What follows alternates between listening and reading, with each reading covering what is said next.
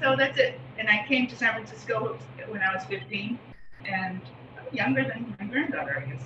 And stayed ever since. So I'm not a teacher.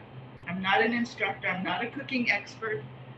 But I just want to share with all my friends what I know and what I learned, because I had a Korean mother-in-law who wrote, she was like what was she? She was like, I don't know, the guru of cooking in Korea. So she wrote cookbooks and etiquette books, things like that. And she was my mother-in-law. So at the time I was not happy learning it, but now I guess I appreciate all the knowledge she gave me. So, and she was my mother's high school home ec teacher, my mother-in-law. So that's how it goes. Yeah, the granddaughter's going, is that true? I guess I never told you that, huh? So anyway, today we're gonna cook 3 different things. And the first one is just the basic, we call it Namul. And it's just any kind of vegetables we cook. And I picked 2 because they're slightly different ways of marinating. So, and there's a third way of marinating, but it's very close to the Japanese. It's called a sanbaizu in Japan. And so it's just basically vinegar, salt, and sugar. And that's the same thing. So we're not going to do that today. It's almost the same, it's exactly the same as the Japanese sanbaizu. So first we're going to do the simplest one, which is spinach namul. And I like to get the leafy spinach with the stems. I like the crunchiness of the stems too. And I bought these in Berkeley Bowl, and it's really nice because the red ends of the spinach is already cut off. You don't have to do it yourself. And it was only 69 cents a bunch yesterday. So yeah, it was a really good price. So we're gonna boil that. Is the water boiling, Karina?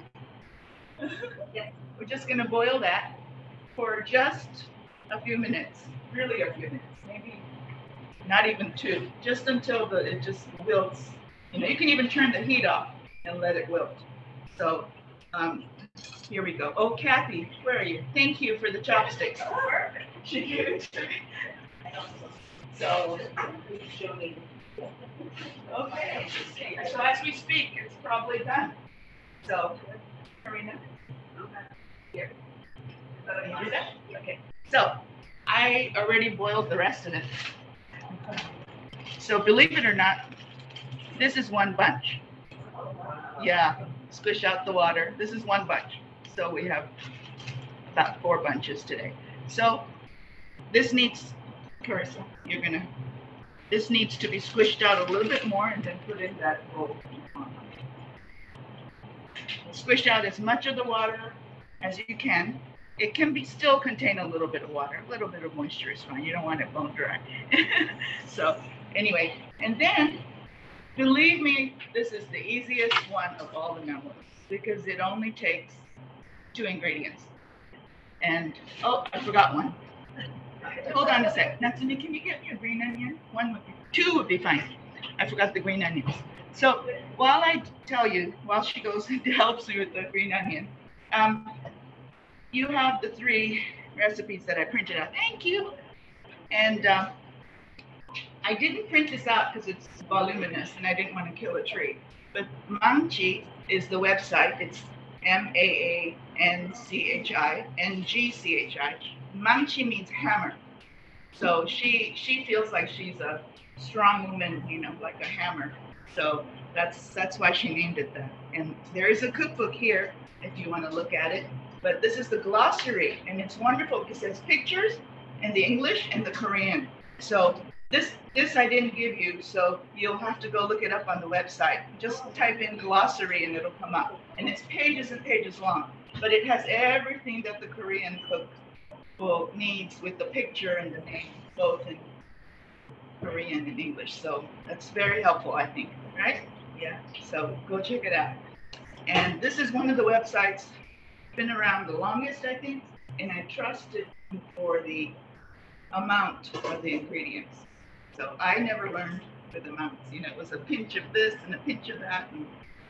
But this one has, if you stay close to this, it's pretty authentic in terms of measuring. So this is a good one. So, okay. So our green onions, I've already washed them at home. So for the spinach namul, oh, I'm sorry. Yeah, for the spinach namul, we just want it cut. Oh wait, what is this? Something is happening here. Oh, can you go help her with the phone? I got it. Okay. Hi, June. It's okay. I got it. It was the message for the recording that was up there. So for this one, I just like to cut it into just little slices. So, you know, just little slices like this.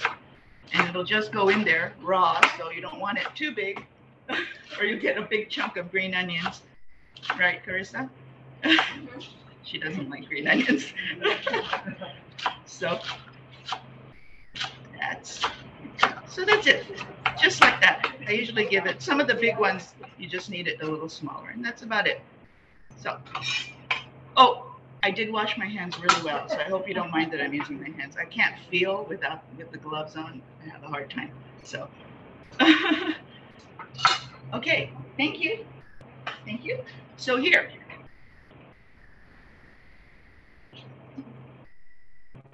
What does this mean? Would you like to join? Oh, okay, that's fine. I got it. Okay, so we have, which way should I point? Oh, there, you can see it now, right? Can you see the spinach in the bowl? I'm not pointing it in the right way. This way?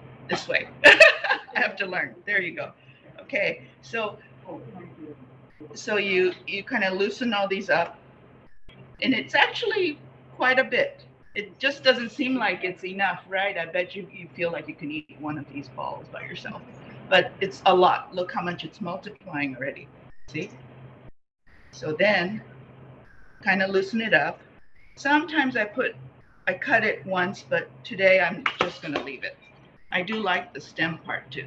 And the green onions go in there.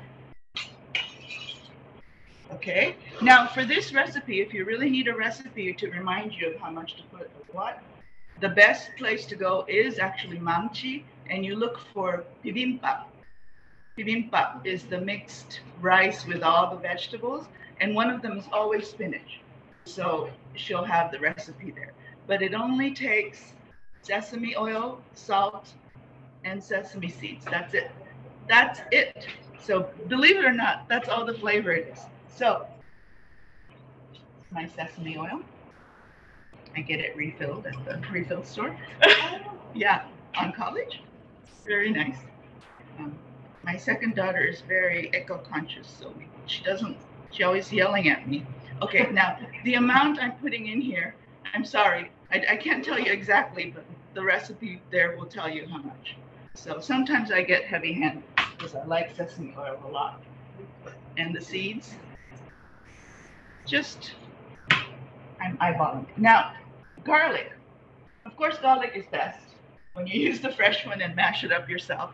But for speed today, I decided we're going to use the ones in the jar that's already minced. This is from the Korean market.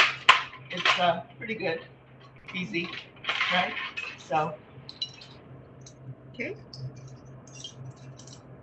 I find that it's not bad. So maybe for this, I don't know. This is maybe about a teaspoon. This is a 3/4 teaspoon measure. So maybe about a teaspoon should be enough. We don't want it too garlicky. I don't think that's very good. Oh, I forgot. One more. Pepper. I don't know. I love pepper. I put it into everything. So it goes. Okay, that's it. And there. Okay, you can see. I'm going to use my hands. Oh, Carissa, will you check this again? There's something up here that says join audio, I guess. No. No? Join audio. No audio. Okay. Yeah. Okay. So this is why I need my hands, because I can feel how much oil there is in here, you know? And if I feel like it's not enough, I can put a little bit in. And then I keep the salt until the very end. Sort of mix it all in, and then I salt it. That's how I usually do it. I don't know how Mangchi does it, but probably pretty similar. Now, I'm using the salt. It's actually a Korean sea salt, and it's milder, so I like it. But the closest is the Diamond brand kosher salt. I think that's the best to use for your cooking. It's milder, you know. It's not as there's no bitter taste. So I think that's probably what you should use. So, and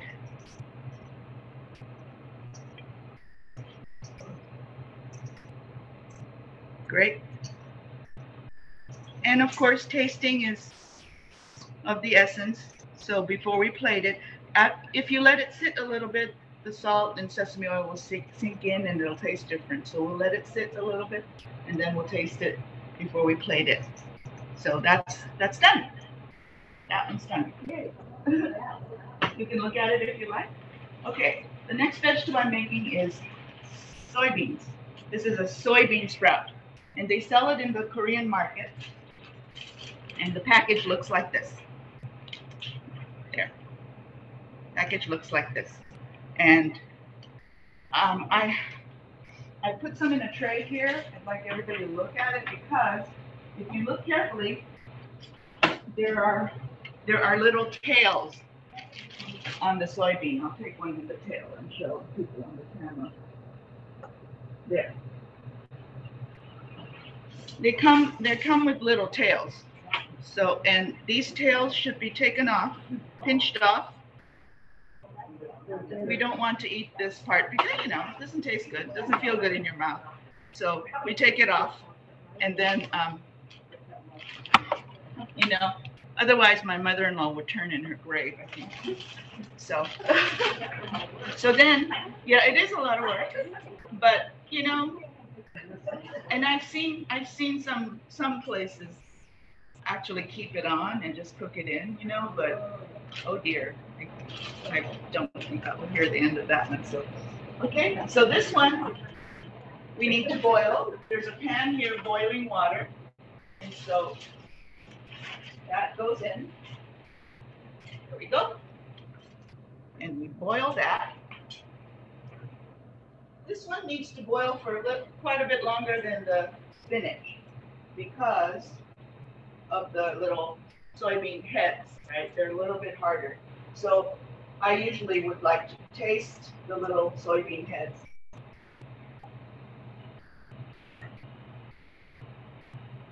It's good to taste it just to see if it's soft enough. It doesn't have to be absolutely soft. I like a little crunch in the food, any kind of food, so we'll let that one go. Like, you know what? Marina, I've turned it up, so it should be boiling now.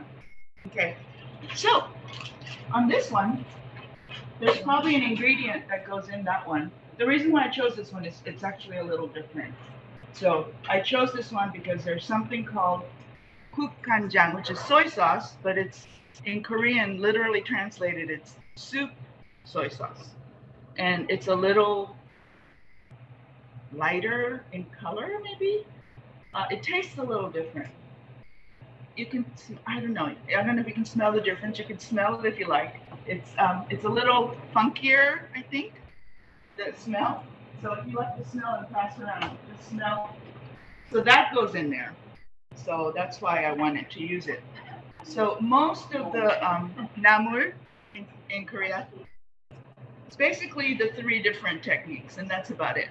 Maybe there's a 4th, a spicy version, but any kind of vegetables can be made into side dishes. One of the side, anything really, any vegetable. And people these days have been very creative with, you know, vegetables, newly found vegetables and all kinds of stuff, and make namul out of it, which is wonderful, you know. So yeah, it's pretty great. I like it. Is it cooking at all? Slowly. It's getting hot. I have a question. Oh, is it? Oh, question, yes. What else do you use this type of sauce? For soup, actually. When you put it in soup, it doesn't color the soup too much. And it adds a flavor. pretty good flavor. There's some recipes that these days that calls for fish sauce a lot, and I use this instead because my son-in-law is allergic to fish. So, you know, yeah. So this is a good. So if we have fish sauce, it's okay to use it. Yes. So if you didn't hear, the question was, the first question was, what do we use this in? And it's for soup also. And then your question Was if I had fish sauce. you had fish sauce, you can also use that too, right? But you know, fish sauce adds a slightly different flavor. You know, fish sauce is used a lot for like kimchi. You know, more. There's a lot of spices in it, so it doesn't fight with the other spices. Like the spinach namul, I wouldn't use soy sauce in there because it kind of darkens the green leaves and makes it. They still want things to look pretty. So, by the way, I'm not going to try to make anything look beautiful today. I think I'm more decided I'm more going to stress on the taste. So, yeah, I think that'll be best. Making things pretty takes a long time.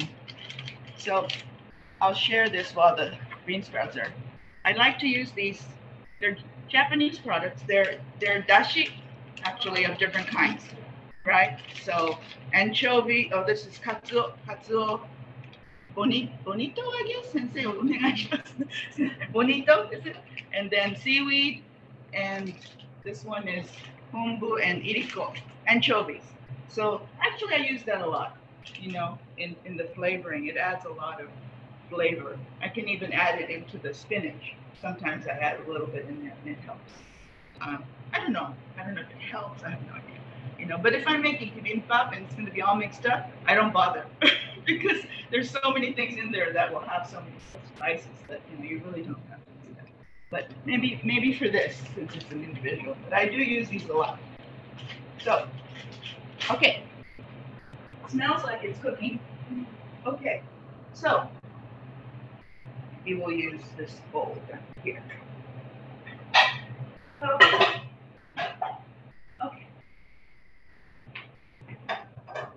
Yeah, I think it's okay. Can I have one? Okay. I'm gonna taste it to see if the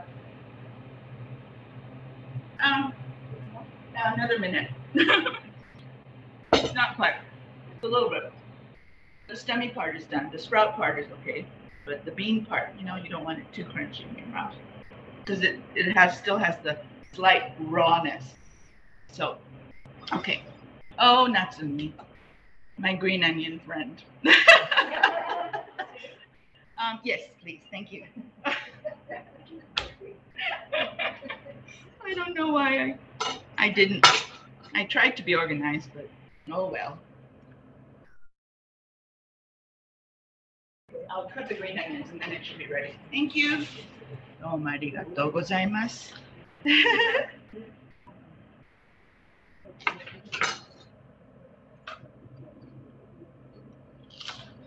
When I came to the United States, oh, here we go again. Why does this keep turning on?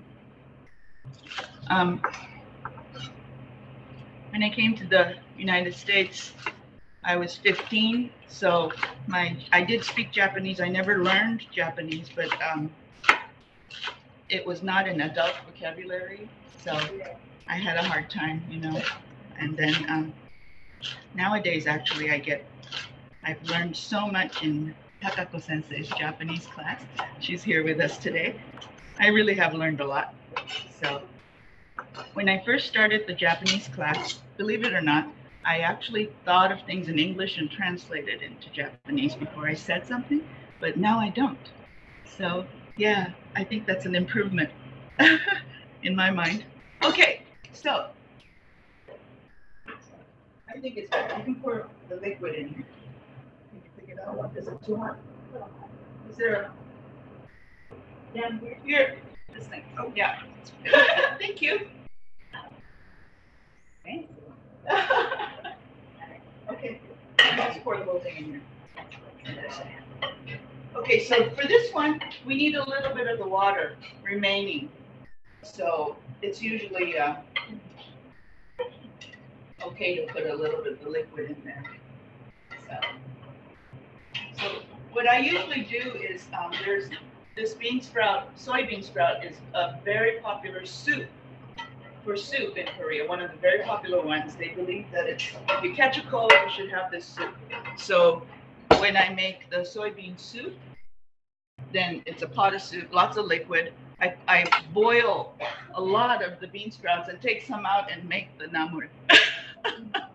You know, so then you don't waste anything. I was trying to not waste so much and had too little water. I think it was kind of hard. So that's it. I don't cook the green onion with it, but it's hot, so it'll get a little bit, you know, wilted. It's fine. So today the people who are here, I'm sorry for the people on Zoom, we will have a little tasting, but it's a tasting. I'm not making, yes? Oh, sorry, I missed the part about how much liquid there is. Oh, how much liquid is there? I think I started out with about, I think there's about a cup left. I think I started out with about 2 cups and then it's about a cup left. If you think it's too much, you can pour it out. It's okay. It's really good. I don't like to pour out this. I usually, when I'm not making soup and I boil this, I save the liquid and I put it in the refrigerator. And when you make other kinds of soup, even miso shiru, you can use this liquid, you know? So, yeah. I don't like to waste, which is horrifying. I live with my second daughter and the refrigerator, she doesn't like an unorganized refrigerator, so I mess it up and she cleans it up. How nice for me, huh? I have it all worked out. Okay, so for this one, this is where this soy sauce comes in. The soup soy sauce, we call it Gochujang, and unfortunately it's not. It says soy sauce, but it doesn't specify that it's Gochujang. It doesn't say it in English separately, it just says soy sauce. So this is the picture. If you want a picture of it, maybe it's in the Manchi Glossary, I don't know, or you can take a picture of it. But this is the smallest size I found. I know, I was looking for a small one, which I used to buy before, but this is the smallest size. So if you really want to try something, just ask me, I'll share some with you. You know, you don't have to buy the whole bottle. Not that it goes bad or anything, but okay, so this is again by feel, I'm sorry. I must apologize for the feel kind of thing. I just, see, so it doesn't really darken the liquid use. Peeled mung bean. And I go to the Korean market on Telegraph and 24th or 5th, something like that, the Koreana Plaza, and I bought this there. And this requires 8 hours of soaking. You have to soak it with the sweet rice together. And you have the recipe for this in your hands. And I will send the recipes to everyone who's online. Make sure you all get it. So yeah, so you have to, I heard that there's a product that you can only soak for 30 minutes. Have you heard of that, Karina? 30 minutes, but I haven't seen it. And I looked all over yesterday, but they don't have it. Maybe it's in Los Angeles. So when I go down in September, maybe I'll look. But I don't know. You know, we're used to soaking it overnight, so, you know, I'm not sure it'll be soft enough. So this one. So that's what we use. This is an entire bag. And you will never use this much probably. Yeah, normally be 1 cup of this bean, and it multiplies to more than 2 cups. And you can make about more than 10 pancakes with that. So, but I just wanted to show you how much it is and how, you know, how much it expands, because the bag is, I mean, you know, it's like that, but it became quite a bit. So, okay, I'm gonna have Karina drain it out. So here's the red cutting board for me. There's actually a color-coded thing on the wall, which is really great here. So for everything, so we'll change it. Now, for Bindaeduk, I like to use pork. I think it works better, you know, than beef. I've never seen chicken. I think they always use pork. So you can use ground pork. Ground pork also works, but I bought pork bellies just because I like it. So this one is just, I bought this at the Koreana Plaza, and it's just pork belly for shabu-shabu, only because it's the thinnest slice they have there, and then so it'll cook fast, you know, so that's why I bought that. So we will cut that up. I'm just going to cut it into pretty big chunks. Nothing dainty about this dish. This dish is more commoner kind of dish. So, you know, there is like I said, for the Deokbokki we'll be doing soon next. There's two ways: a street food, and then there's the palace style. So, you know, the noblemen and the kings and queens and the courtesans, and you know, they like to have their separate, you know, way of eating, I guess. Yeah. No, we're doing both. We're doing both today. Too much cutting involved. And for the meat, of course, sesame oil. I just pour a little bit on there. It's not necessary. You can just put the raw meat in there too. Doesn't matter. But I just do it. A little bit of salt. Everything needs salt. So mix it up. Okay. So it's been drained. So actually this has sweet rice in it too. I think, how much is it? How much? Quarter cup of sweet rice to 1 cup of the mung bean to soak together for 8 hours. And so quarter cup of sweet rice.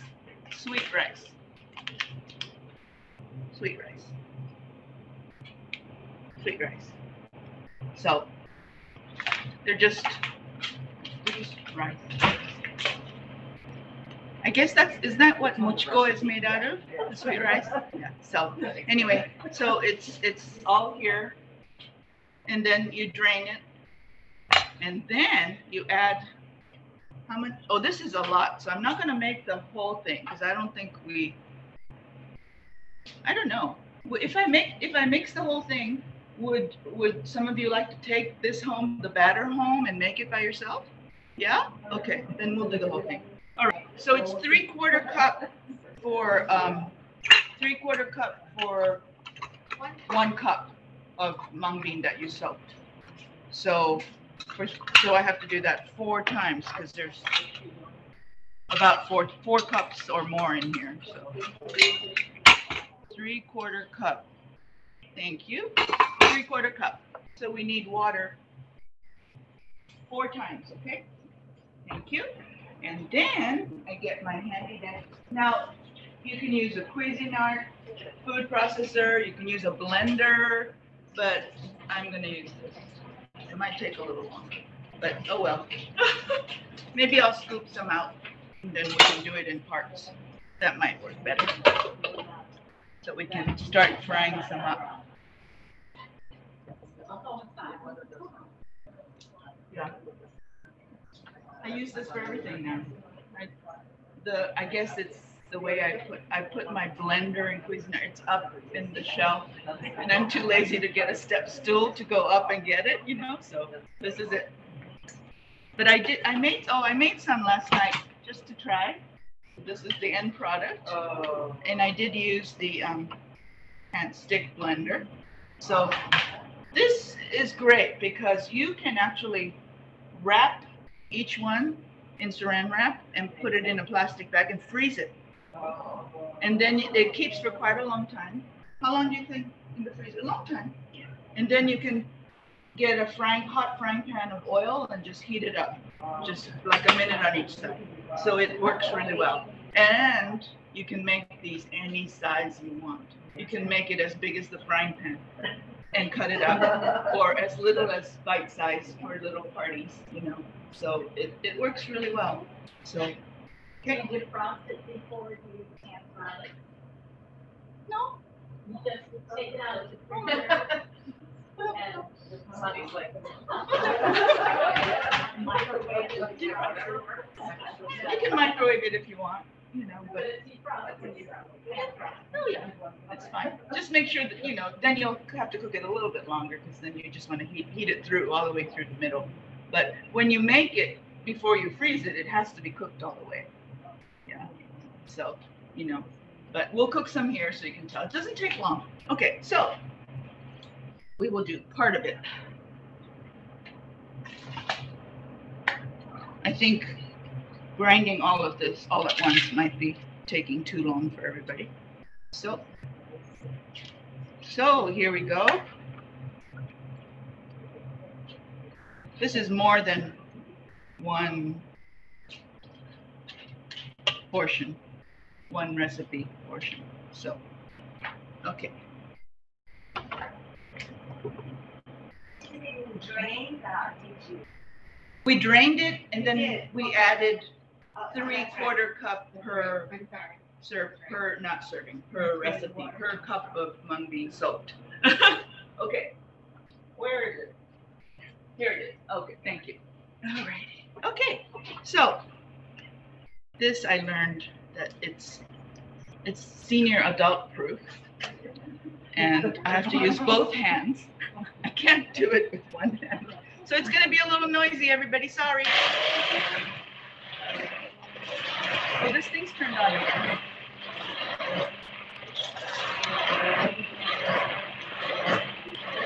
This is where I get covered in bits of mung bean, right?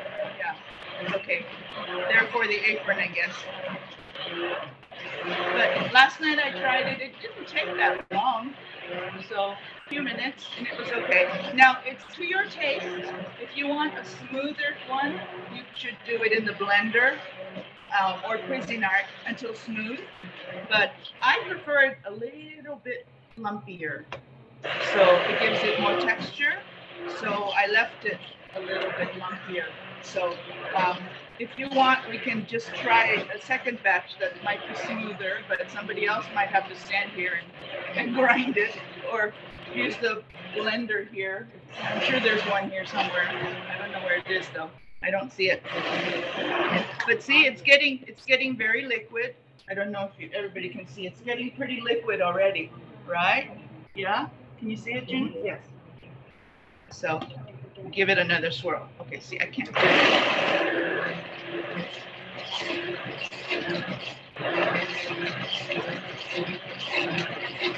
Bear with me, everyone. It's almost done. Okay, I think we're good. Okay, now we take this mixture. It's kind of like pancake batter now, I guess. Lumpier pancake batter. Maybe there's too much water, but oh well. So we add the meat. I guess we'll do another batch. I won't use all of it. Sweet rice was soaked with the mung bean for 8 hours, so it's in there. And so I'll just use about half of the meat. You don't have to put meat. You don't have to put anything. We might fry some later with nothing in it, and you can taste the difference, right? Okay, so here we go. Salt goes in, right? Salt, of course, goes into, and guess what? Sesame oil, like I said, goes into everything. This is about, I think it was about 1 teaspoon per so. 1 teaspoon per, 2 teaspoons, okay, a little bit more. And the garlic, how many cloves? 3? 2. Guess what? I think I put like 4 last night. So. We'll put more. Is everybody okay with garlic? And then we do a little bit of onion. Wait, which one is mine? Okay, this one. Vegetable knife. Not too much onion, I would say. A few slices. We just keep it in slices. You don't have to chop it up any further. It's really forgiving. You can put little more, or this is the most forgiving dish I know actually in Korean cooking. it's nice to clean up your refrigerator and make tasty pancakes, you know. So, and then I put in the mung beans. I washed these and put it back in the bag, so they're clean. These are the are they mung bean sprouts, right? Yeah. So these are you're more familiar with than the soybean sprouts, I think. So they sell this everywhere. Berkeley Bowl. And that's raw. And this is raw, and I just kind of maybe more. Maybe a little bit more. Here, I'll bring the bowl over here so everybody can see it too. Yeah. So then it's got the meat, onions, bean sprouts. It gives a little crunch. It's nice. I like it. Yeah. So that's about it. And then kimchi. The more fermented, the better. So this one's not fermented enough. I left it outside for 2 days, but it could be more fermented. Yeah, because it adds sourness, you know. Food needs acidity, apparently. Rochelle always tells me. It's lacking acid is her favorite thing to say to me. So, no, I didn't. I wanted to, but I didn't. This one, I like this brand because they don't sell the one you like at Koreana Market. This one is called Cham, C-H-A-M, and it has no MSG, and I like the taste. It's pretty good, you know. But unfortunately, kimchi's price has risen so much. I had sticker shock yesterday buying this because I've been making my kimchi, and I thought, oh my goodness, but you know what? It's worth it for you. So, sorry, I'm going to. This one needs a little chopping, so I'm going to take some out. Very inadeptly. Apparently, I don't use the chopsticks correctly, so I've always was chastised since I was little, but you know, I'm too old to fix it now. Okay, I think that's about enough. Yeah? So, we do a little chop. Everything is rough chop for this one. Okay, Carissa, come back with the bowl, please. Here we go. Okay, so it's really not that much. You can add more, you can add less, you can add none. It's okay. And what are we missing? You tell me. What am I missing? According to Mamchi or just according to the way it looks? Egg.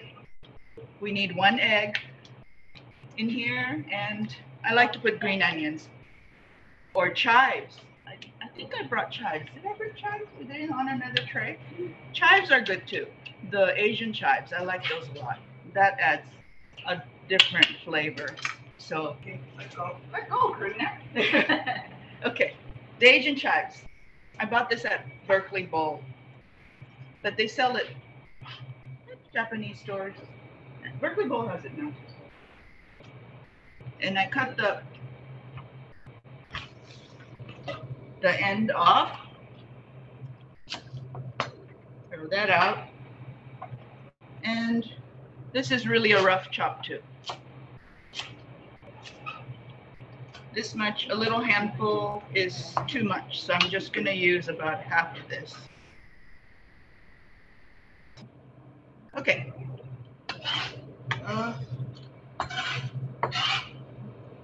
And the green onions. Now for this one, I think I'll cut it diagonally, have a little bit longer strips. Because as you will see later when you try it, it kind of disappears. So now we have this, and we need one last ingredient, an egg. I can't do it the fancy way. I'm sorry, everybody. You neither? Who said that? You? Yeah, exactly. I can't do it. I know, that's as fancy as it gets. Okay, so you just mix this all up, and then it's ready to fry, believe it or not. Yeah, it's not bad, right? It's really easy. No So, cornstarch or flour? huh? No cornstarch or flour? No cornstarch or flour, asked Kathy. No, That's it. And this might be a little bit watery than I would like. How would it fry then? Okay? Should be okay, huh? All right, so that's it. It's all very lumpy. It's all very lumpy looking. Wait, this way. It's all very lumpy looking. It's got all the ingredients. Let's get the egg all mixed in. Okay, now, so we'll turn the heat on. I know we try to keep oils out of our life, but it needs a bit of oil because it needs to be crispy on the outside and still tender and soft on the inside. So that requires oil, canola oil. Sesame oil gives too much flavor to everything, so canola is the best. Or something that doesn't have much flavor, grapeseed oil, whatever. Olive oil still gives too much taste. So this is my trusty scoop for that. I just use my trusty scoop. So I don't know, some people prefer to have more edges that's crispy, so they make it smaller. Some people like it, they really do make it fry pan size and then they cut it, you know. So we can try both and then have some for tasting, and whichever you prefer. Now for this one, I think it should be done medium high, I think, a little over medium maybe. Medium might be too low because you want it to fry, sizzle, you know. Yeah. So, okay. So get as much of the different ingredients as you can. We'll just make a few and then turn it on. How's that? I'm gonna make one large one first. We'll make one large one and maybe a baby one on the side. And I think Karina can help keep frying some. Okay? Okay. All right. Yeah. So that's basically Bindaeduk, except for there's one more thing. You need a dipping sauce for the Bindaeduk, and it's basically soy sauce and vinegar. That's it. So Gochujang, we call it. Cho is vinegar and kanjang is soy sauce, and that's it. No, less vinegar. I guess it's to your taste, but it's less than 50% vinegar.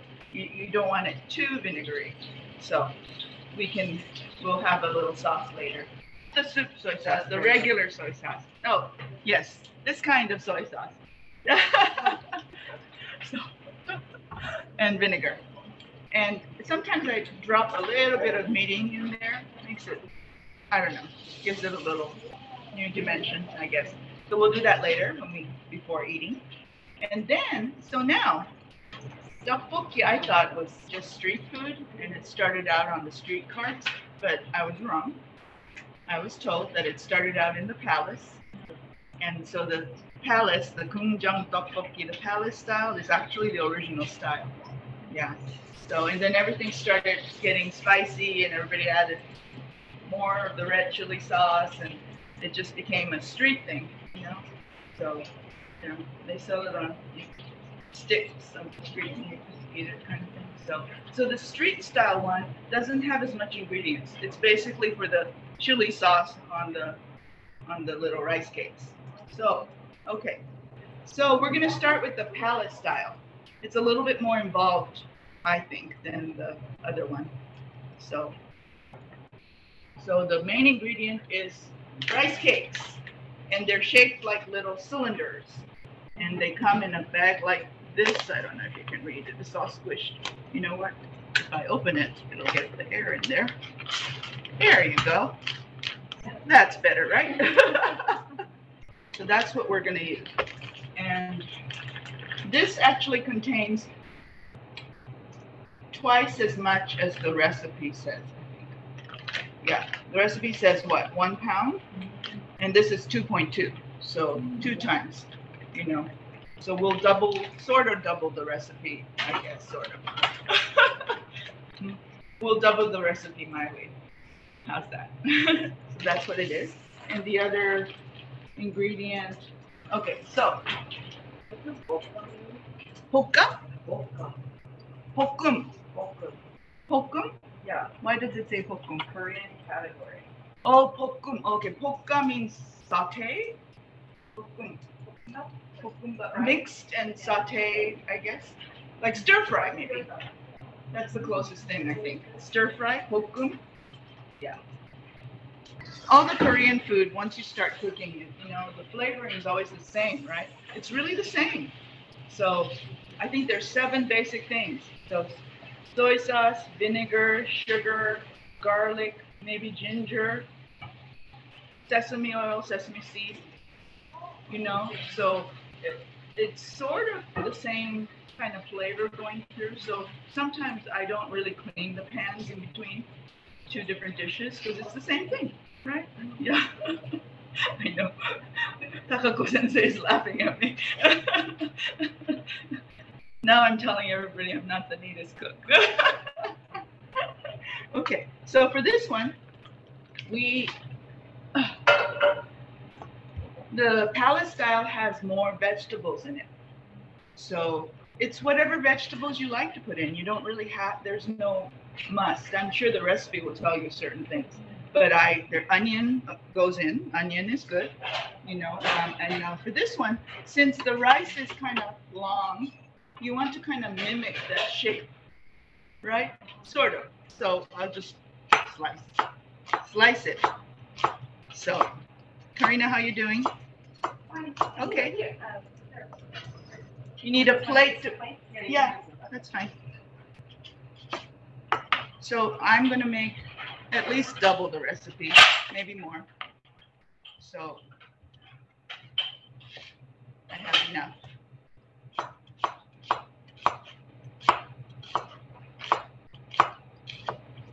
I think that's about enough. I don't know, what was that? Not quite 1 onion. I think that's what it was. And then I'm going to use the rest of the chives, since it's here looking at me. And we'll use shiitake mushrooms. I don't know. I was told you don't wash mushrooms. Has anybody heard that? Yeah. You just kind of wipe it down or something, you know? I don't know. Just wipe it down a little bit. It's going to get cooked in a hot frying pan. I think we'll be okay. So just... Yes, of course. You can do that too. You can use the dry ones. The question was, can we use the dry ones and dehydrate it? Yes, of course. Before, you know, they didn't sell these a long time ago, the fresh ones. So we had to use those, right? Yeah. So, yeah. Maybe one more. Yeah, there you go. How about, here's the first batch. Kind of ugly, but oh well.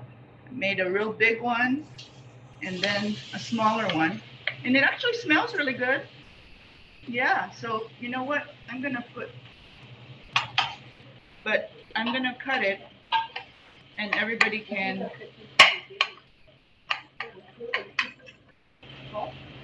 We'll make a sauce. Put some chopsticks and you can pass it around and I'll make the sauce real quick. I'm going to put a little bit of meating, just a little bit.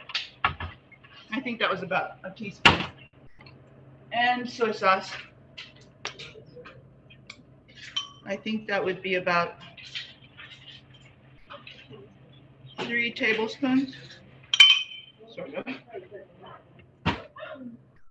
And maybe 1 tablespoon of vinegar. I think that might be the right. But if it's not to your taste, I'm sorry. Okay, I put about 4 cups of water in a pan. And we'll boil it up. And then what we're going to do is boil the rice cakes first, maybe 3 minutes at the most, to make it soft. So before that, we should.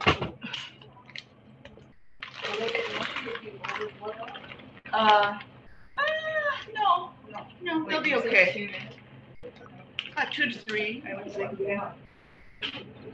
Because you'll still be cooking it some more, so you know. Thank you, Natsumi, for cleaning up after me. Okay, so the rice cakes, they're like little cylinders, and it's kind of hard. See, It's not soft. So you can, they sell, how is it? Everybody tasting? They say it's good. I'm sorry, everybody on Zoom. They sell fresh ones at, where is that? Is that Castro Valley? No, Hayward. There was a Korean rice cake store in Hayward, and they sell the fresh one. What is it called? What is it called? Oh, geez. Karina? I'll look it up. Yeah, we'll send it to you. But you can get fresh ones of these, and it's so good. So if you get fresh ones, you don't have to do anything to it. You just cook it. Well, basically, it won't last because you'll just want to eat it. When I was little, we used to have sugar in soy sauce, you know, and mix it up, and then you dip it in that with a seaweed, nori, dried nori. So it's just too good. I think my grandkids love that, right? Yeah. So yeah. Is it different from Japanese mochi? Different shape. Yeah. That's it. It's mochi. It's mochi. Yeah. So you can actually make that out of mochi. If you wanted to, please go right ahead. Yes, you could. Yes, absolutely. I mean, does it make that? It makes a big difference if it's fresh. Not for this dish. Okay. Maybe for some other dish, but not for this dish. But it's not frozen. It's in the cooler section, but it's not frozen when they sell it. You can stick it in the freezer. It's fine. But I think you should defrost it before you cook it. Yeah, you know, just leave it out, you know, but it's okay. They won't stick together. No. But the fresh one is good. Okay, so the water's boiling. Hi, don't worry, that's go. The water's boiling, so I'm gonna put it in there. So maybe carrots, of course, more green onions. My goodness, this is a big green onion. Actually, you know, in Japan too, and in Korea, the green onions are huge.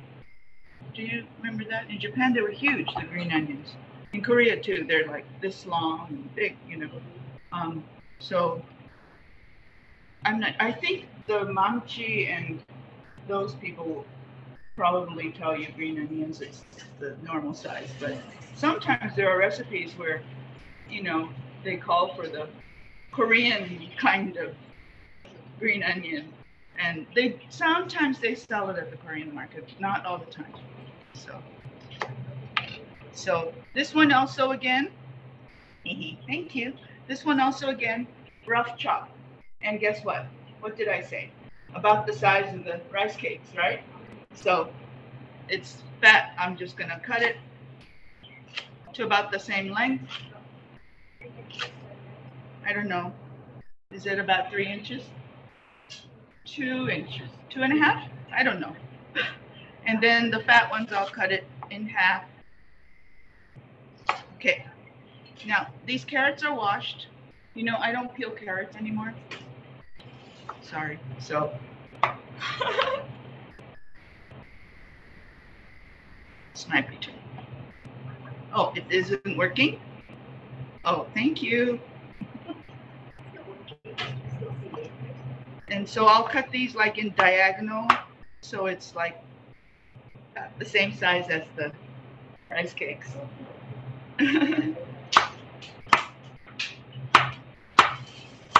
So maybe 1 carrot. So after we make the palace style, we'll make the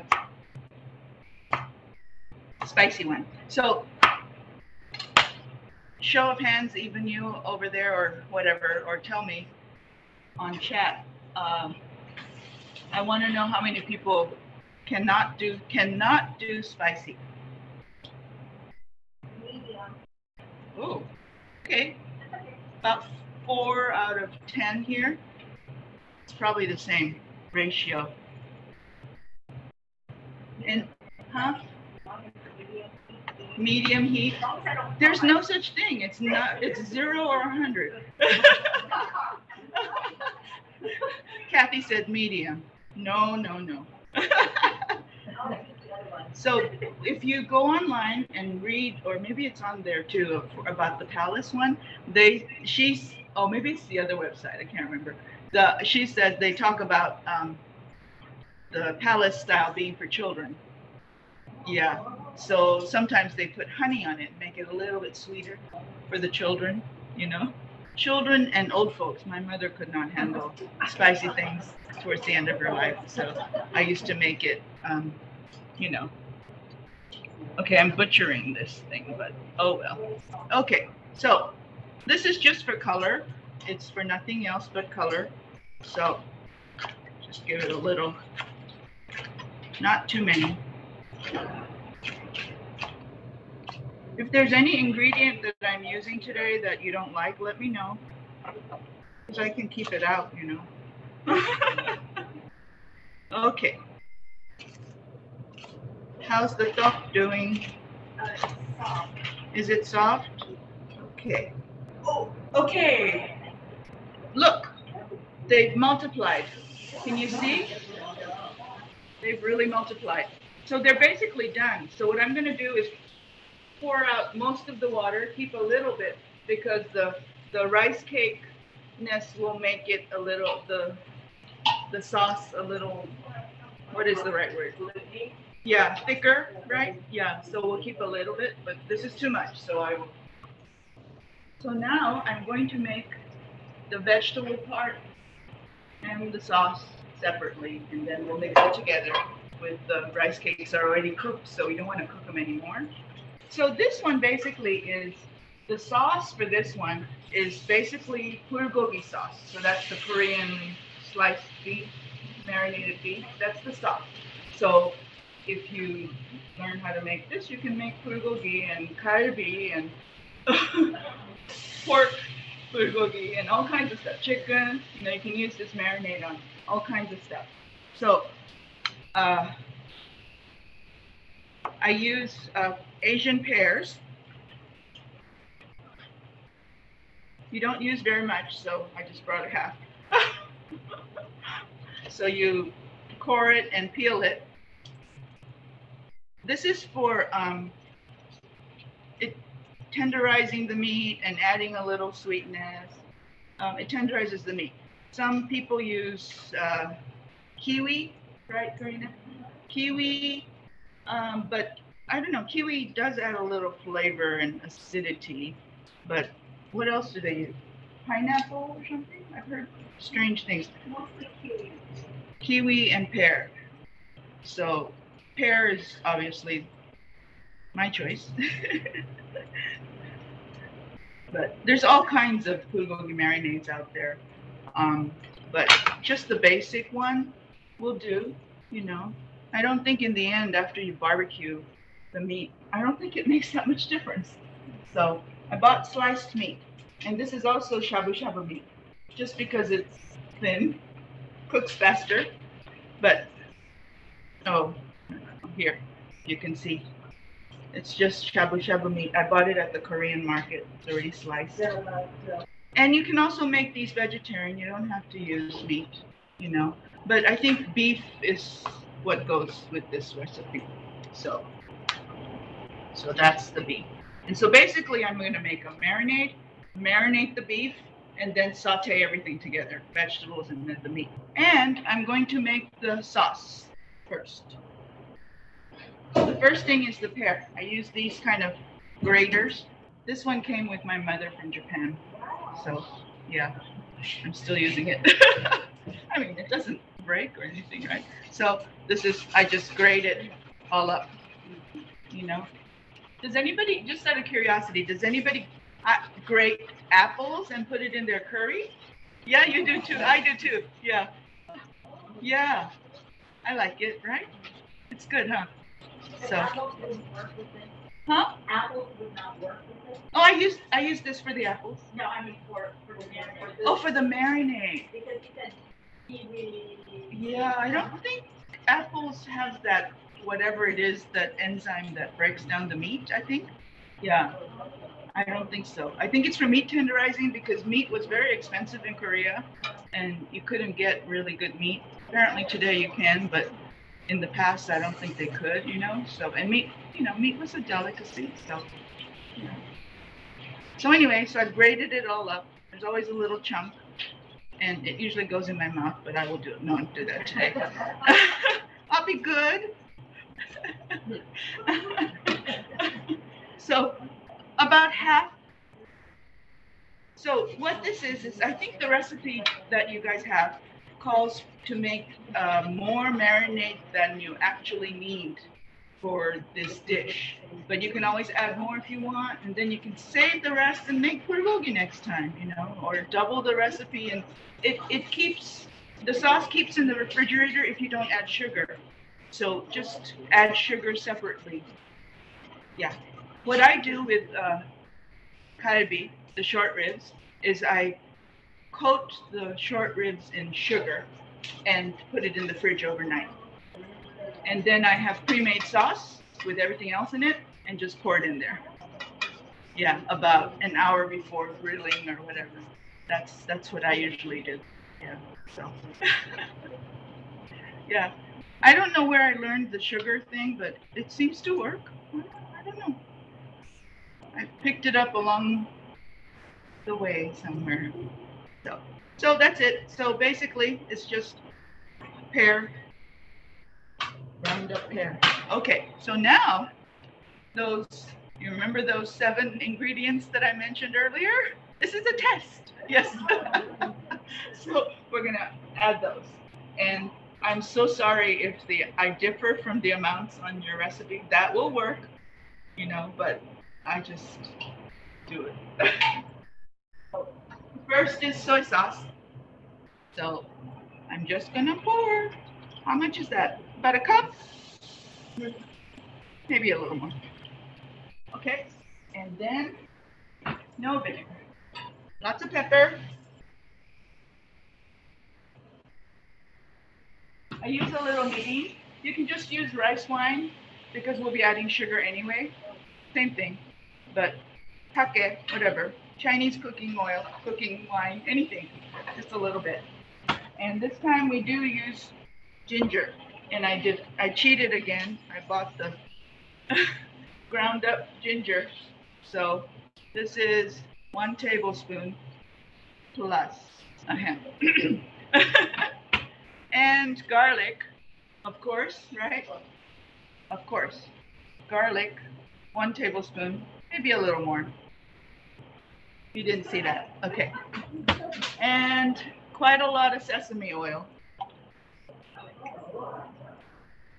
I use a lot of sesame oil. And sesame seeds. Okay, did I put everything I said I was going to put? I think so. What do you think? Is there anything else that? For the sugar, I'll just use sugar. Yeah. I don't know why, but sugar is just a separate entity. I either add it to the meat or add it at the end. I'm not sure. Do you do that too? Yeah. Oh, then it. That has an enzyme too. Did you hear that, everybody? Apparently, honey has an enzyme also, so honey is good too. But I'm not going to bother. Sugar. Let's start with 1 tablespoon. No, that doesn't seem right. 2 tablespoons. It is a little on the sweet side, this marinade, you know, but if you don't want it that sweet, you don't have to. It's really a matter of. Okay, now, oh, thank you. Now this one, I'm sorry, but I have to taste. And I do it in my hand. Terrible person that I am.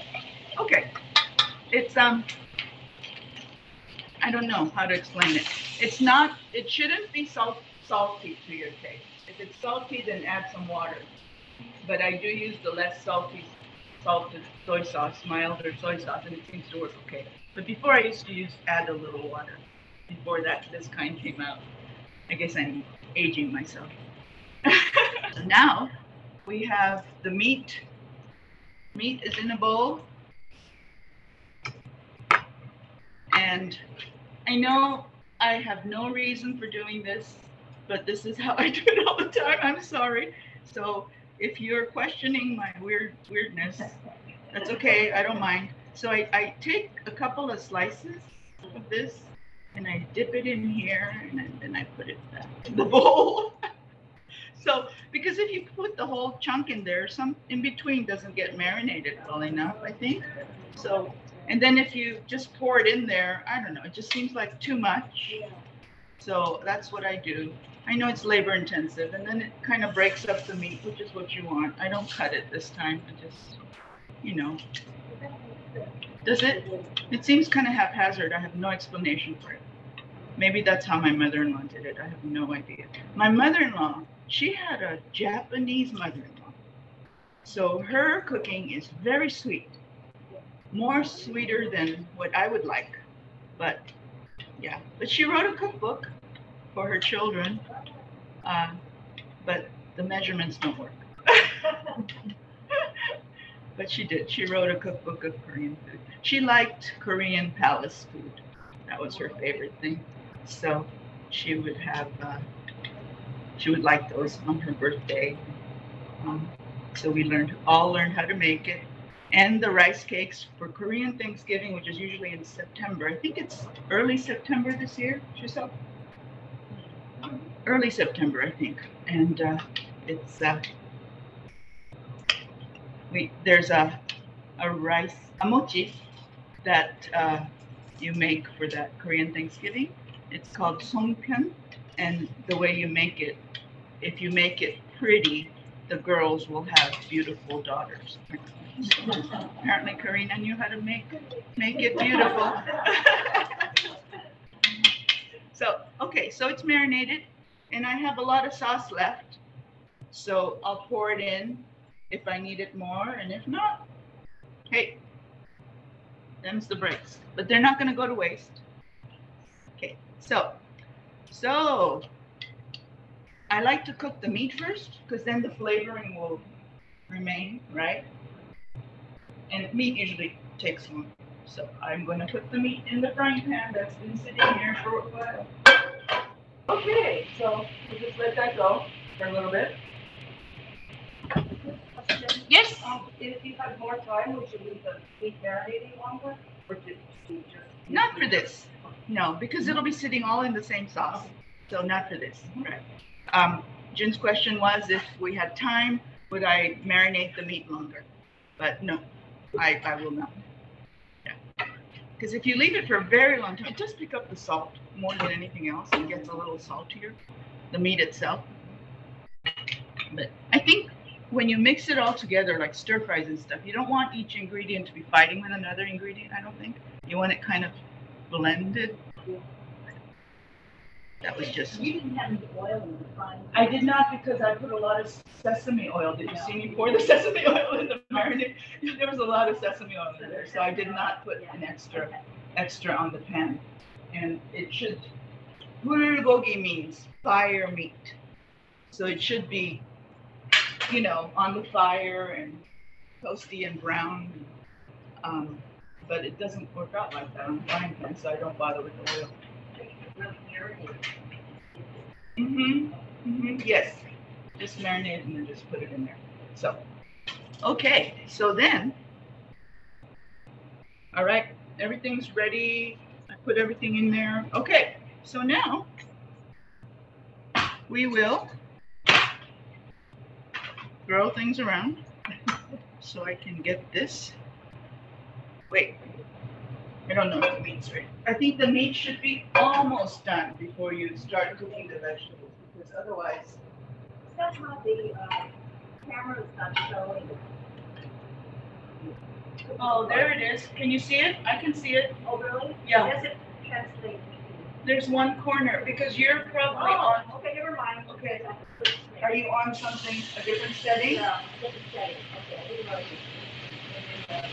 Okay. This is all very techy. Pretty amazing, huh?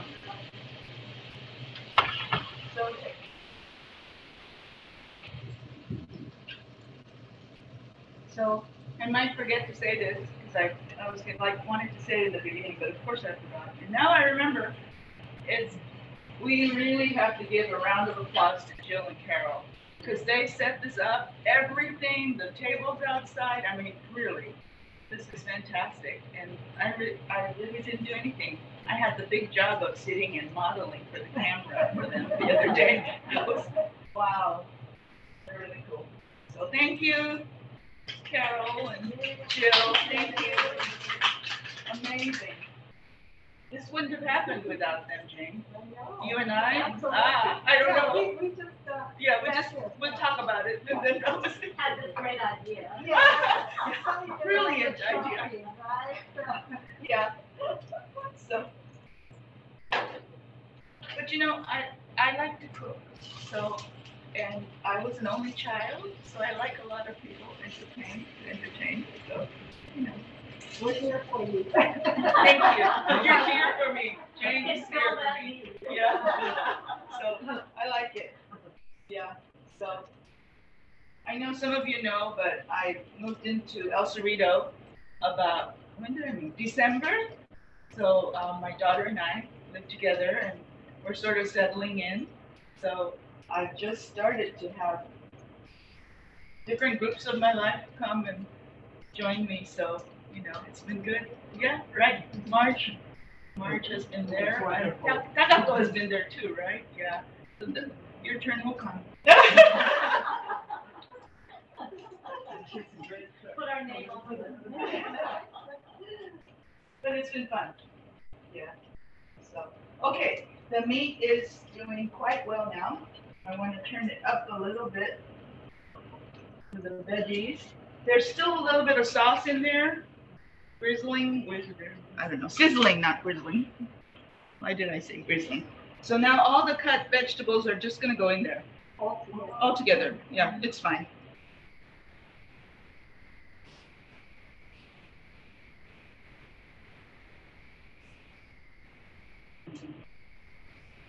Does anybody know the Korean dish called japchae? Yeah, for that one, you can't put all the vegetables in there all at once. You have to cook each vegetable separately. Yeah, so that's the bummer part of that one. That's after you sit there julienning everything, right? So that takes a little bit more time, but there are some people like this one, kimchi mari. Oh, what is this? I didn't cut the mushroom. Oh my goodness, look, I didn't even cut this one and just tried to put it in there. Shame on me. Gosh. So,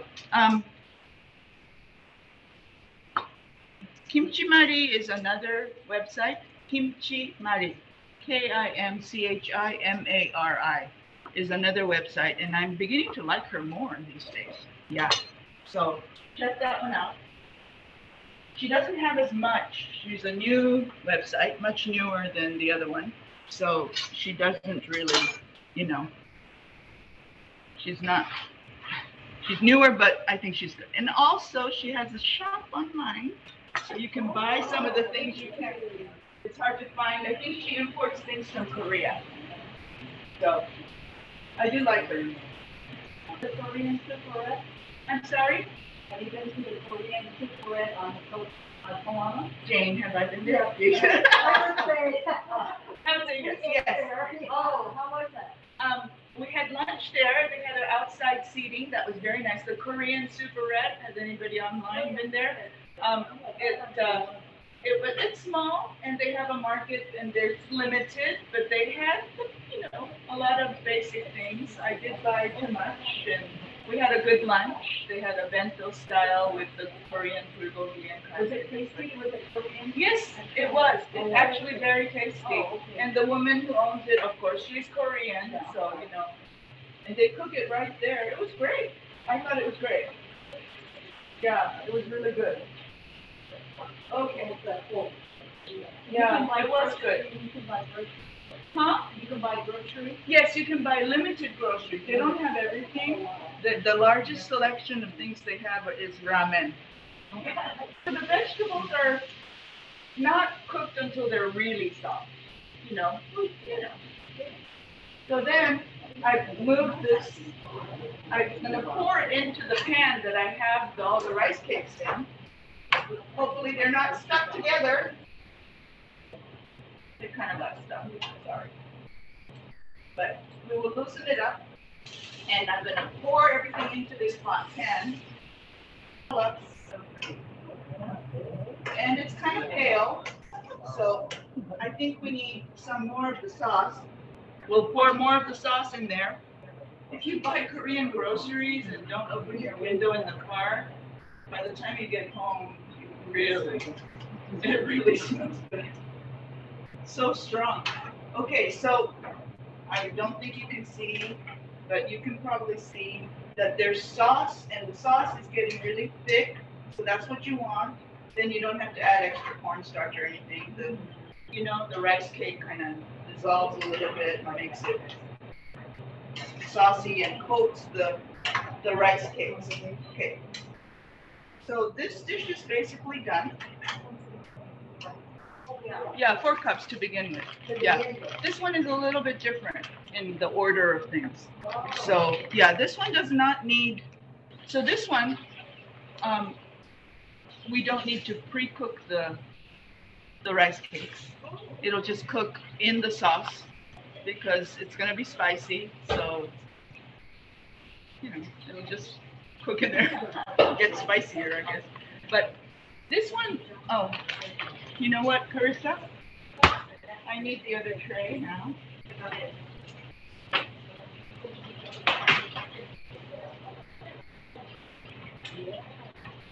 So you'll be surprised how little ingredients this one has to take, the spicy one. Just onions and fish cake, believe it or not. So weird, huh? Oh, thank you. Thank you. Okay. Okay. So now we're making the spicy one.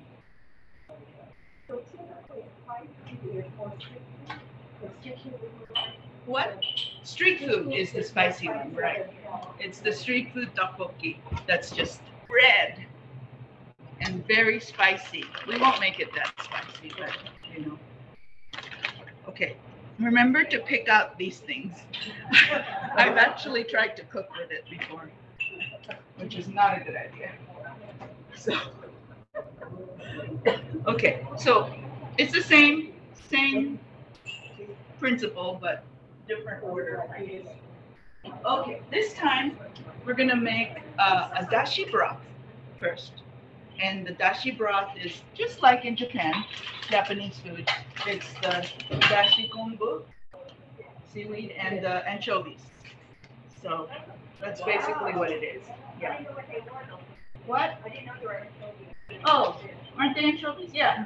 Dried anchovies for stock, it says in English. So that's good. So these are the two, basically. And if you don't want to bother with this is where those little packets of this is where this comes in, these little packets, right? You can use the kombu one and the iriko anchovy one, same thing. Or I think I've heard some people actually use chicken stock instead. Yeah, it does convey a little different flavor. I prefer the fish flavor, but chicken stock works too. Anything, really. So, okay, so basically we're gonna do that. So in order to do that, we put in, I don't know, several of these dried anchovies. When you open the bag, you get quite a whiff. So if you don't like them, it will not be very nice. They're just dried fish. And I think they say specifically how many, but I usually just kind of grab a bunch and put it in. So, does it have the stuff inside it, or do you have to take it out? what stuff? Like the There's everything in here. Fish, here, take a look. Okay. And then the dashi kombu. And the Korean people call it dashima. Korean people use a lot of Japanese words. But, like Japanese trying to use English words and change it to their own, Korean people do the same. They change it to their own pronunciation. So I grew up hearing a lot of, my mother and my grandmother would speak Korean, but they used a lot of Japanese words. And I didn't know they were Japanese words until I was an adult. So dashi kombu is just dried kelp. And I'm gonna put this in there, this piece, and let it do its thing. So everybody's familiar with this, right? I hope. Yeah. So I'm not sure I went to this trouble when I cooked for my children. I didn't. Huh? Everything was instant. Chef Boyardee. So, okay, you're not supposed to do this. Cut plastic. Don't tell Yuji I used his knife to cut plastic. Okay. Yeah. Okay. So the weird thing about this dish is they use fish cake, and what do Korean people call these now, Marisa? Omo. It's called omo.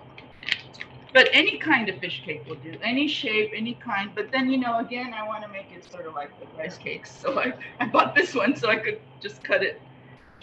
So that's what goes into the, anything. So a lot of times I buy packets of odeng packets because they're cheaper than buying the individual ones, and I just use those, Yeah, I do like odeng too, but so, I don't know if this is going to be too much. So basically, I bought this big hunk of fish cake with paper on it. Okay, and I'll just slice it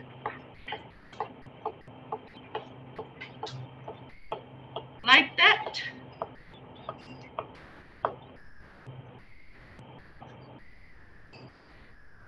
One more. I knew one wouldn't be enough. Okay. Now, this one calls for gochujang, which is the Korean chili paste, and the gochugaru, which is the Korean chili powder. So the other website, this one is from Mangchi. The other website, Kimchi Mari, only uses gochujang, the paste. She doesn't use I don't know why, but it's okay. But sometimes if I want it spicier, I would actually put slices of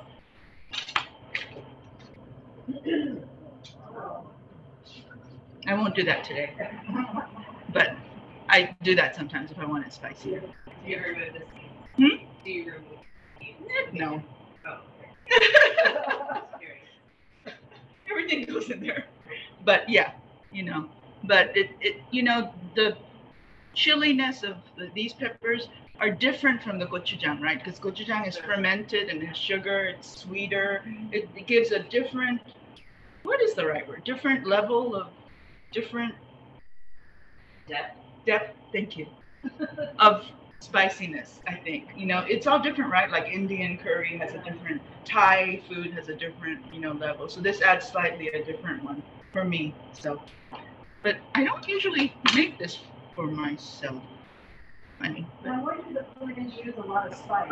Japanese don't use hardly any. Well, yeah, Japanese food doesn't require so much garlic, first of all, right? And soy sauce and sugar and meat and vinegar, it's the same, but not too much sesame oil in Japanese food. So this isn't. What else? So is there a reason why the Koreans like spice? It's colder in Korea. Is it? Colder in Korea. It is cold. No, it's cold, I agree, but I don't know. We don't need that one for this one. Do you feel like it's all Korean food, or just the Korean food that we have to be exposed? That's spicy, you mean? Yeah, Korean food is actually not that spicy.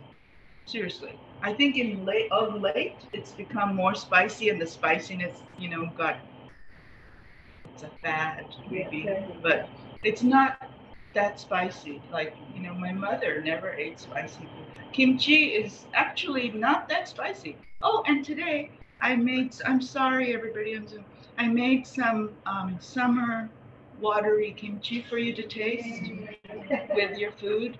And that one certainly is not spicy. It's not red. It's slightly pink. It's, so if there's a chance that I can share it with you all on Zoom sometime, I would be glad to. But if you follow the Mangchi recipe it's called Nabak kimchi, Nabak kimchi. If you follow it to the T, it'll come out really well. But if you don't want too much, I'll show you how much it made. So you can half the recipe. And it's like a salad almost that you can eat with your meals. So it's pretty good. You can try some today. And I also brought you some seaweed because Korean people love to wrap their rice, right? Yes. So seaweed, little piece of seaweed to wrap with your rice. They like to wrap lettuce, to wrap the meats. They just like wraps. And they eat with their hands and stuff it all in their mouth. So rude, but okay. Okay, so this is probably way overcooked as we speak. So I'm going to take out this big piece of and fish out, pun intended, the anchovies. You don't want to leave any of those in there. It's not kind of nasty to eat. Like Nancy says, it has all the guts in it. I know you like weird things, different things. She likes gochujang. Squid, spicy. Natsumi ate a lot of Korean food, huh? Okay, so let's see. Is that enough liquid? I think we need a little more liquid. I think I boiled it. Okay, so now this one we just put. I sliced some regular onions, just a little bit. I think it was about half an onion. So, and I'm making twice as much as your recipe. So, and then the fish cakes, and I'm just going to dump it in the water. See what I mean? It's just totally different, right?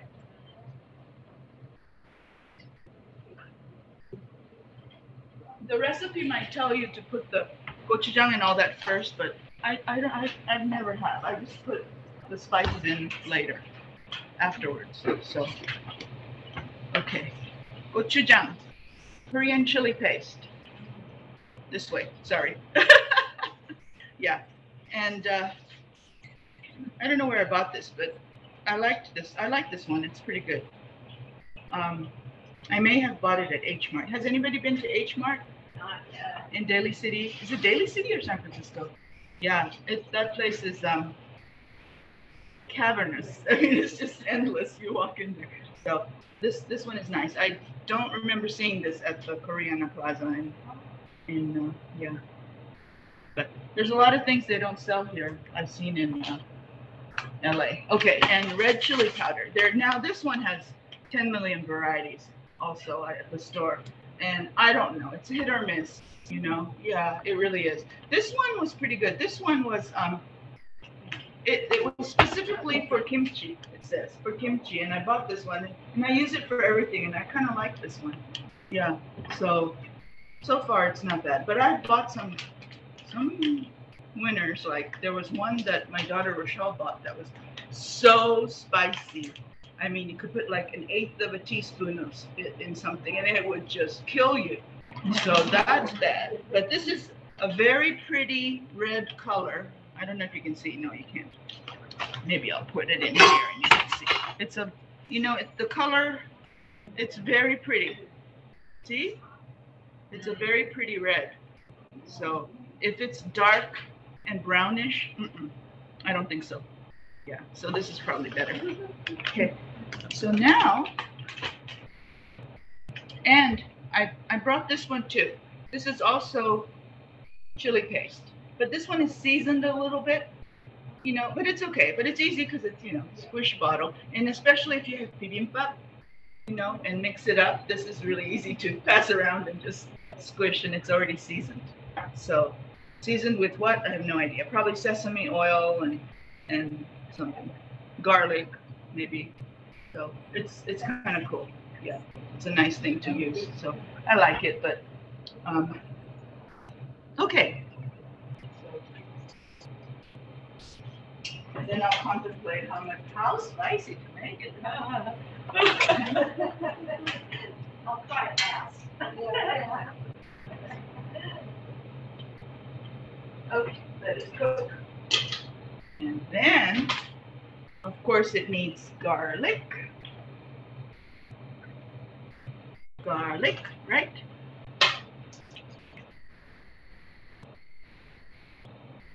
Garlic goes into everything. I hope it's good for us. But you know, Koreans are famous to get stomach cancer. Yeah, there's a lot of Koreans that have stomach illness. I think Japanese. Really? Japanese people do too? Oh, I thought there were more strokes in the Japanese community. No? I heard that Japanese people are very weak. Weak digestive systems. Wow. Yeah. Korean people have a lot of liver problems. They like to drink. I was like, I'm not just saying it. But I can't drink. Our family cannot drink. We have that intolerance. You know, my daughter Rochelle passed out after having a little bit of beer. And, yeah, we had an incident when we went to Switzerland because the fondue had so much white wine in there, and she loves cheese. And so she had fondue and just basically passed out in the plate. Yeah, that was bad. The Yeah. alcohol didn't burn off? Huh? The alcohol didn't burn off? No, they put so much, I think. And And we were up in the Alps, so the altitude also probably didn't help either, right? Yeah. That was really something, yeah. But it was actually a very proud moment for me because my son and daughter-in-law, they got married there. That's where we went for their wedding in the Alps, up in the Alps. We had a good time, huh? Yeah, it was beautiful. Yeah, high up in the Alps, there was no cars. It looked like Heidi and the goats were going to come out of the corner, and we had to ride a gondola up to this town. It was fabulous. Yeah, they rented a youth hostel. Yeah, so it was pretty good. Okay, let me see. Opportunity for more salt. I hope nobody's on a low salt diet because Korean food is not a low salt diet. Not at all. Okay. You didn't see that? Okay. All right. So the salt, it's salt and sesame oil, so that's basically it.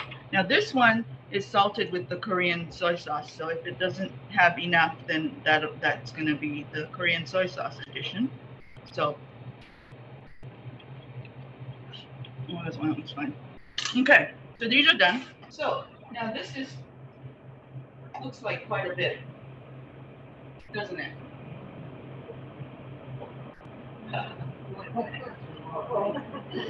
It's turning red. And that's only half of what's supposed to go in there. Uh-oh, I used this one. Not a good thing. Okay, one more. I'll just eyeball it. Okay, here's the other part. Thank you.